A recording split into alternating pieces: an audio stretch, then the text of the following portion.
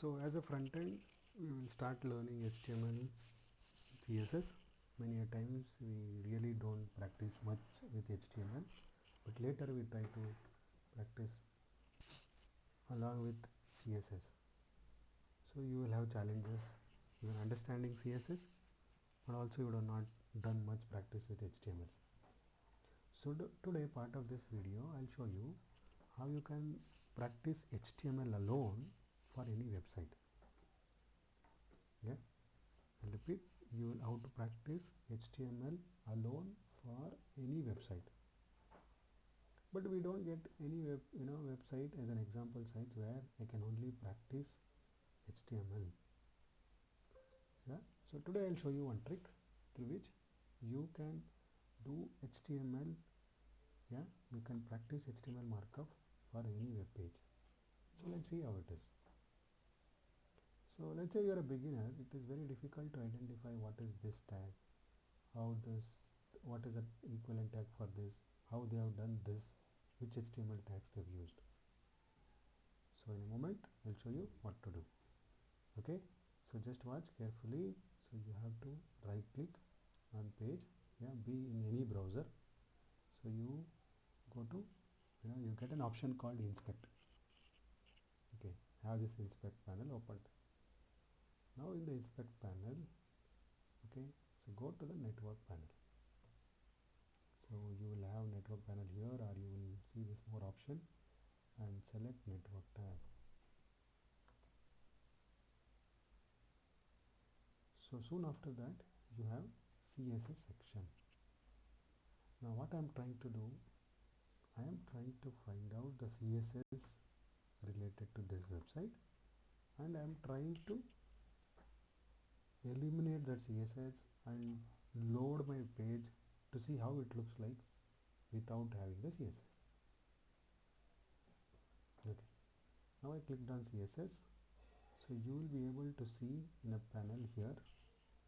Let me take you to a separate dock side mode. So you see these are the different CSS files which are actually loaded to this website. So there is one main CSS as I can understand.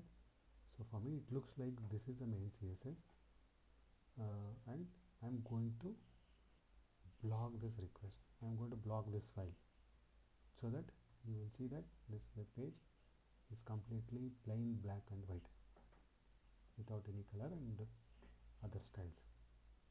Now again I'll tell you, so if you cannot see this request after CSS, all I suggest is control reload so that the CSS files are loaded once again.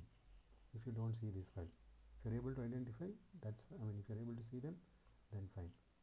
So you have to keep this website inspect panel open and go into the network tab and then see the list of files. So how am I going to block a particular URL or a particular file? So right click on this request. You have an option called block request URL, block request domain.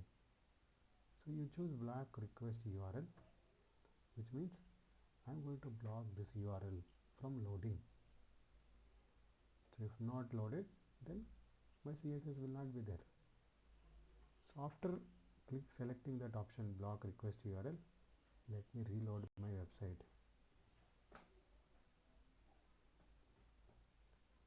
Yeah, now you look at this page. Yeah, this is actually the raw HTML output of your web page.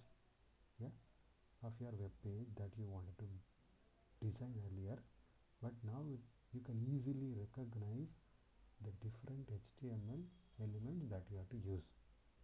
For example, this one looks like an anchor tag with h1. This one looks like a list of HTML element along with anchor tags. This looks like an h2 or h3.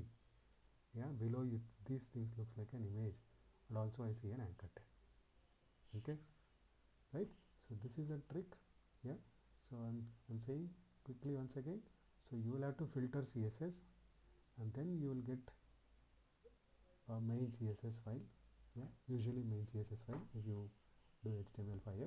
It differs for different website, but you will have to find a CSS file. This is the same technique, works for the different websites as well.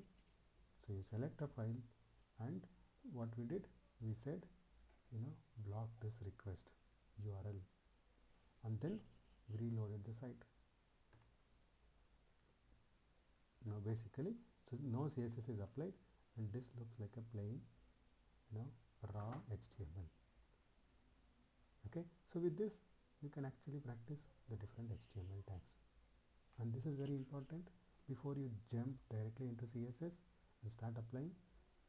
So you should practice different tags and understand, okay, what kind of tags are used for what purpose.